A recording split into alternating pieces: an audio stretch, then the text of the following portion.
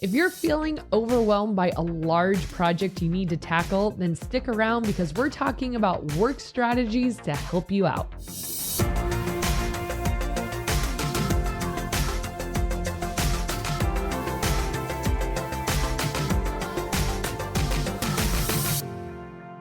Hey, thank you for joining us for another episode of the Ministry Coach Podcast, where we talk all things youth ministry. My name is Jeff Lascola. This is Kristen Lascola. And just real briefly here, I wanted to give a shout out to Justin Hilden, who is our latest supporter on Patreon of the Hall of Fame level. Whoa. So we Thank appreciate you, Justin. that. Thank you so much. Ow. All right, so tonight's episode is all about what you can get done in a short period of time, like 5 or 10 minutes, and not to underestimate what you can get done, correct? Correct. So let's see if we can get this whole episode done. In 5 minutes? In 5 to 10 minutes. I don't know, think so. but maybe not quite that short. But yeah, this is sort of a work habits video today of just not to underestimate short periods of time and what they add up to in the long run, especially when it comes to working on projects that you're not necessarily looking forward to doing, like those big daunting ones that just feel impossible. So today we're going to talk about how to just focus in and really maximize your time. Because I don't know about you, but when I know I only have 5 minutes, I figure it's not worth anything. Yeah. Like I'll be like, I only have 5 minutes. Not enough time to actually get anything accomplished. Right. So then I'll just like zone out or scroll my phone or like leave early or something like that. But what I've realized recently is that 5 minutes of absolutely focused time on a project is like almost energizing. Like you can get a lot done. And I think this was birthed out of like a habit your mom started and that we now do with our kids. Yeah. Like the house will be a mess. And instead of just looking at it like, oh my gosh, it'll take forever to clean. Yeah. And then you just don't want to do anything. So we just set our timer and we say, we're going to do a 5-minute cleanup. Yeah. And it's however much you can clean up in 5 minutes. And it kind of forces you to be more productive because you know there will be an end time instead of just like, I'm just working on this until I drop dead from exhaustion, you know? And I think that's like what paralyzes us a lot of times from tackling the big things is because we just figure, it'll never end. I'm just going to be working on it till I die. And it just feels too overwhelming. And so we chip away at littler projects and avoid the big ones. So today we're going to talk about how to maximize your time for big ones and little ones. But yeah, it's just that mindset of 5 or 10 super focused minutes on that single task. This is like not a multitasking moment, just focused on a single task for 5 minutes.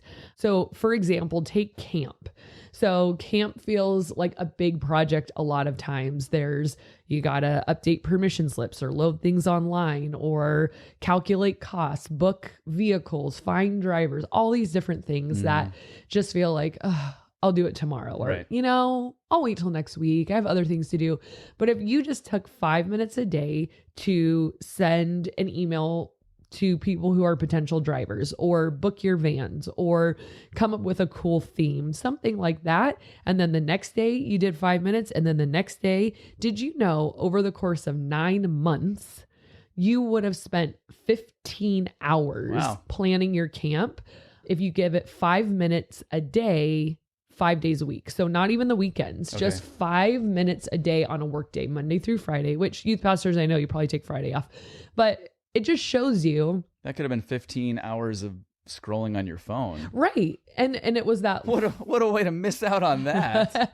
That 5 minutes that you were just about to wad up and throw away. Yeah. But it's like, you could get your whole entire camp planned, and 9 months sounds like a long time, but that's kind of how I work on camp. I just chip away at it little by little over the course of about 6 to 9 months and, get it done.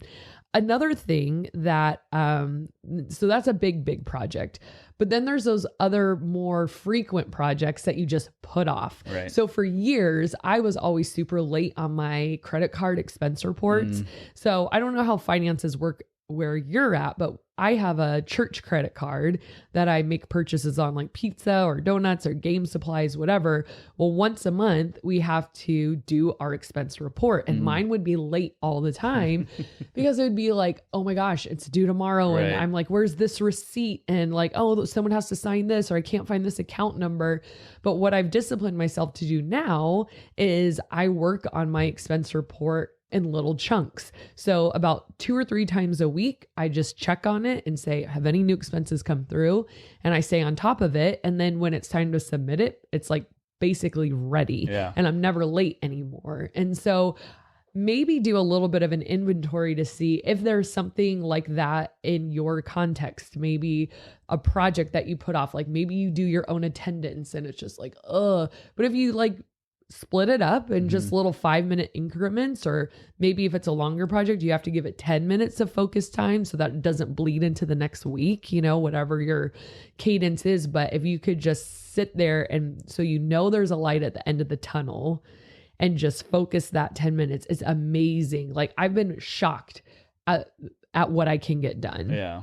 So like you said, though, it's got to be focused time. It can't be where you're multitasking, you're splitting and that's the trick. Or not your attitude, where you're splitting your atom.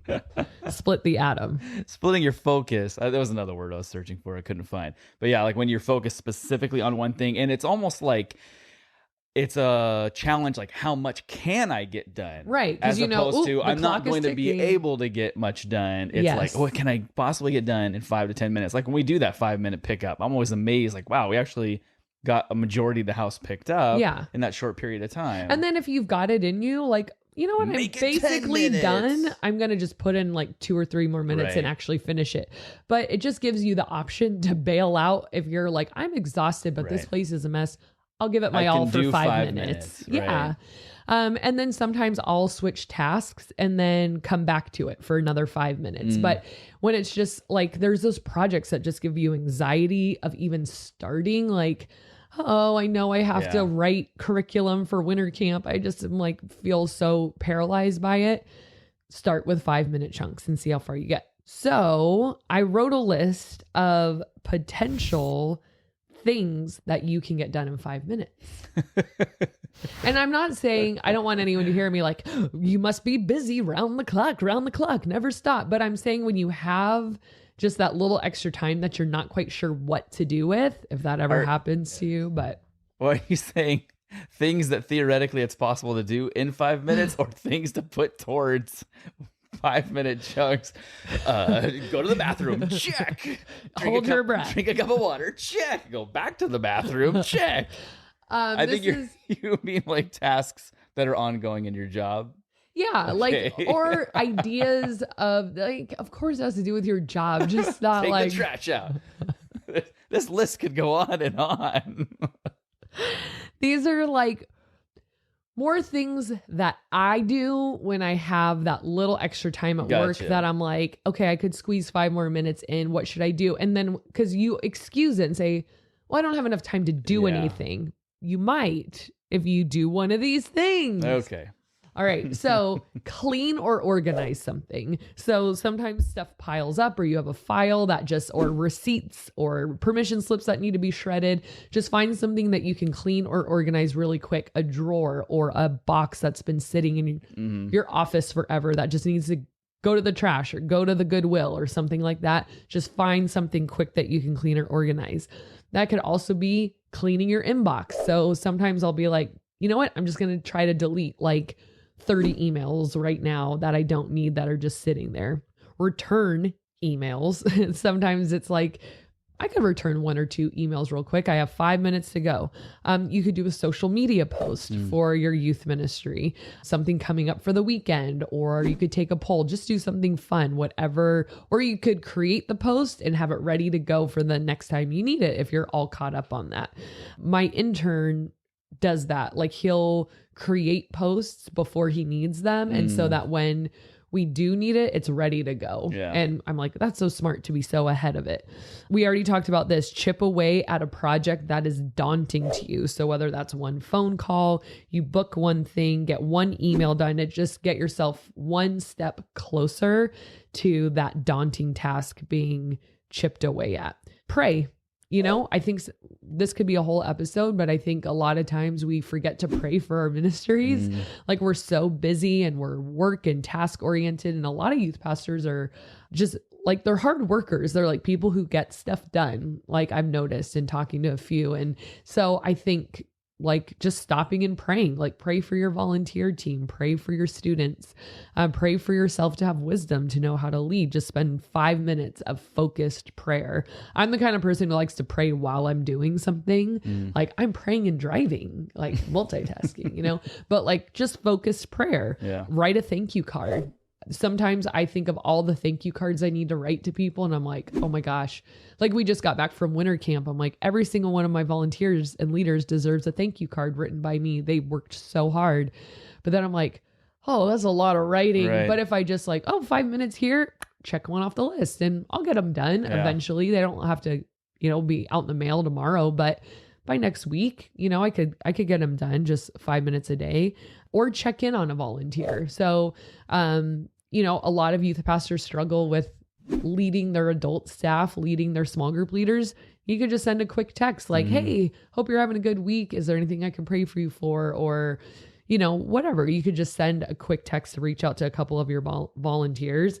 And another one, and these are just ideas. I mean, you fill in the blank, but these are ways that I like to use mine, is to meditate. And I've been doing a lot. I love the Abide app. If you haven't downloaded it yet, it is so good. And it's just like focuses your mind like on God and scripture and truth. And it is just such a great way to like take a minute to focus on what's actually important. And so it's meditating on scripture and God's word. I love it. So those are just a few ideas, but those are the ones that I found myself like feeling really successful in those moments of, minutes, of I focused really hard on this and it's, to me, energizing. It's just like, whoa, I got something extra done and it didn't feel soul sucking because it feels soul sucking when you're working on something for 30 minutes, 45 minutes, an hour, and then you like get up to stretch.